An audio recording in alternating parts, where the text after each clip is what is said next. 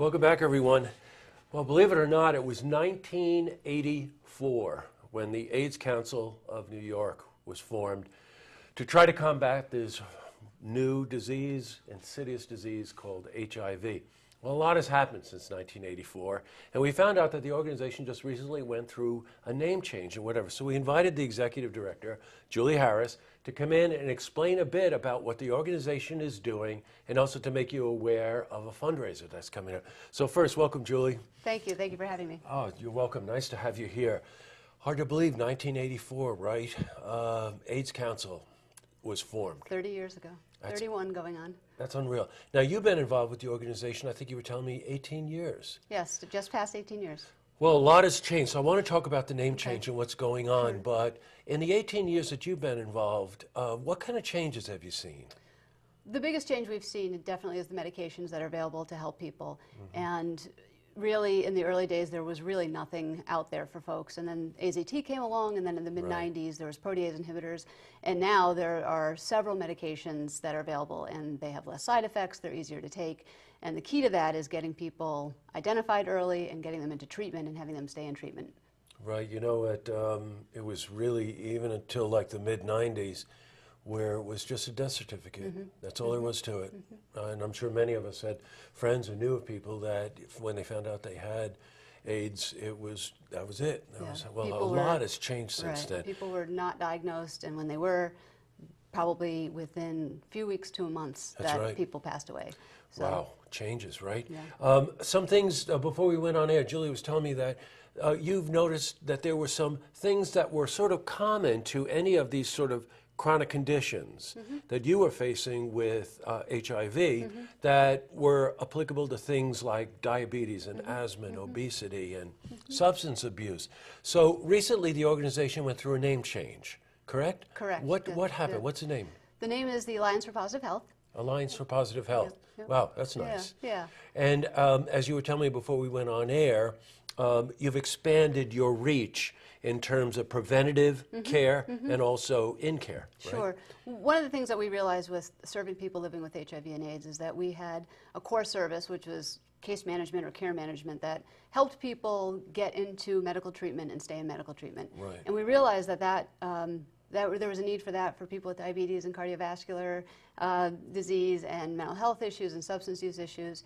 And we've always worked with people who are not HIV positive in our prevention programs. Yes, so even though we've worked very hard to try to decrease stigma around HIV and AIDS, we realized that that name could be a barrier for people, that people would not necessarily come in to see us because it had AIDS in the title.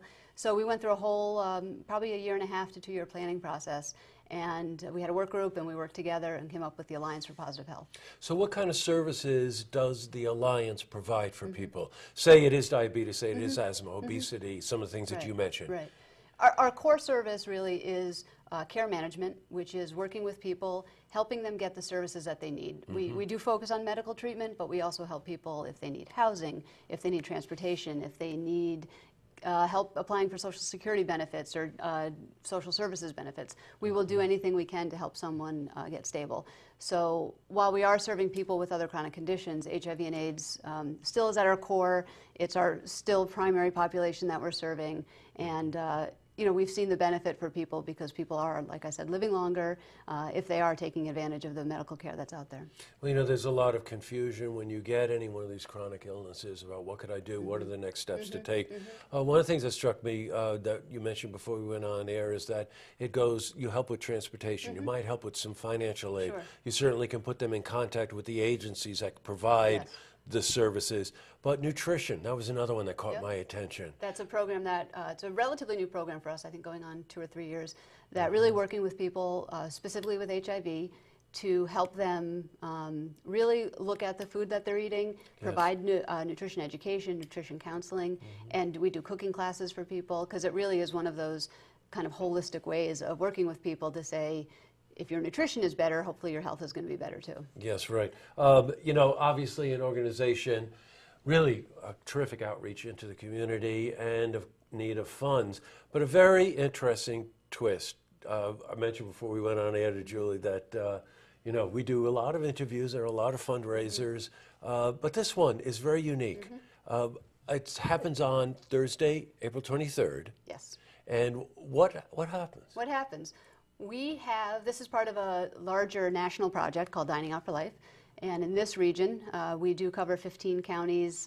We have 70 restaurants all over who donate proceeds from that night back to our organization. So anybody who goes out to eat, whether it's breakfast, lunch, or dinner, you can go and have a meal, and restaurants will donate 20, 25. We have 3 restaurants participating at the 50% level, so they're giving 50% back from their proceeds for that evening back to the Alliance for Positive Health. It all goes into our client assistance funds, and that's where we help people with things like transportation and rent, utilities. We help people also, for example, if they're homeless and they don't have any household items, we can help them buy the basics like sheets and towels and things like that. So it's a great event. It's a great way to do something you might normally do that week, is go out to eat, but that night you're going out and you're just having a meal, and some of the proceeds are coming back to us. Well, Julie, like I was saying, there are a lot of fundraisers. You have to get dressed up and you have to go. Right. And our community is fabulous. Yeah. They support a lot of these organizations. But how about just going out for dinner with your family, your friends, and that a portion of those proceeds that night automatically goes to the Alliance for Positive Health? It's a great way. It really is different than putting on your cocktail dress or your nice suit, and you can just go relax with your friends. And you could go out, like I said, you can go out for breakfast. A lot of restaurants participate for breakfast and or lunch. So you could take, friends from your office. You can get takeout. Some of our places are takeout places, and they'll also donate those proceeds. Well, good, Julie. By the way, you can find out there's 70+ restaurants, breakfast, lunch, and dinner participating on Thursday, April 23rd to help raise funds for the Alliance. A list of those restaurants is available on the website, which is allianceforpositivehealth.org. No dots or dashes, just allianceforpositivehealth.org. And of course, we'll push them to our website as well. Right. Well, Julie, thank you very much for coming in. Thank you.